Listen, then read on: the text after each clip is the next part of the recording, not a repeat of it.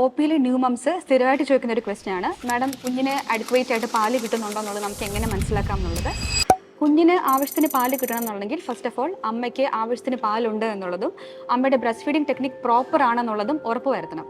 അതിൽ എന്തെങ്കിലും സംശയം ഉണ്ടെങ്കിൽ ഒരു പീഡിയാട്രീഷ്യനെയോ ലാക്ടേഷണൽ നഴ്സിനെയോ കണ്ടിട്ട് അമ്മയ്ക്ക് ആവശ്യത്തിന് പാലുണ്ടെന്നും അമ്മ ബ്രസ്റ്റ് ഫീഡ് ചെയ്യുന്ന ആ പൊസിഷനും ലാച്ചിൻ്റെ ടെക്നിക്സും കുട്ടിയുടെ സക്കിങ്ങും പ്രോപ്പർ ആണെന്നുള്ളത് ഉറപ്പ് വരുത്തുക. ഇത് ശരിയായാൽ തന്നെ 90% കേസിലും കുഞ്ഞിന് അഡിക്വേറ്റ് ആയിട്ട് പാല് കിട്ടുന്നുണ്ടാവും.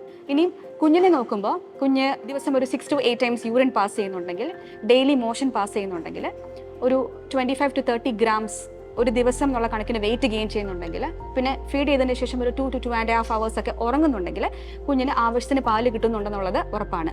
ബ്രസ്റ്റ് ഫീഡിങ്ങിൻ്റെ ഡ്യൂറേഷൻ നമ്മൾ സാധാരണ ഒരു 15 to 20 minutes പറയുന്നത് ഒരു ബ്രസ്റ്റിൽ. ചിലർ ചോദിക്കാറുണ്ട് അത് നിർബന്ധമായിട്ടും അത്രയും ഫീഡ് ചെയ്യേണ്ട ആവശ്യമുണ്ടോ, എൻ്റെ കുഞ്ഞ് അത്ര എടുക്കുന്നില്ല എന്ന് പറയാറുണ്ട്. അത് ആവശ്യമില്ല. അത് ഡിപ്പെൻഡ്സ് ഓൺ അമ്മയ്ക്ക് എന്തുമാത്രം പാലുണ്ട് എന്നുള്ളതനുസരിച്ചാണ്. അമ്മയ്ക്ക് നല്ല പാലൊക്കെ ഉണ്ടെങ്കിൽ ചില കുഞ്ഞുങ്ങൾക്ക് 5 minute 8 minute ഫീഡ് ചെയ്താൽ തന്നെ വയറ് നിറയും. അപ്പം അതൊരു മാനദണ്ഡമായിട്ട് കണക്കാക്കേണ്ട ആവശ്യമില്ല. നമ്മൾ മുമ്പ് പറഞ്ഞ പാരാമീറ്റേഴ്സ് കുഞ്ഞ് മീറ്റ് ചെയ്യുന്നുണ്ടെങ്കിൽ കുഞ്ഞിന് ആവശ്യത്തിന് പാല് കിട്ടുന്നുണ്ട്.